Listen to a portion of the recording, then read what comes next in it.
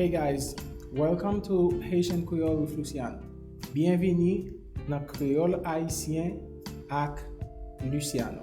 Jodi, nous pral apprendre présenter tête nous. On commence.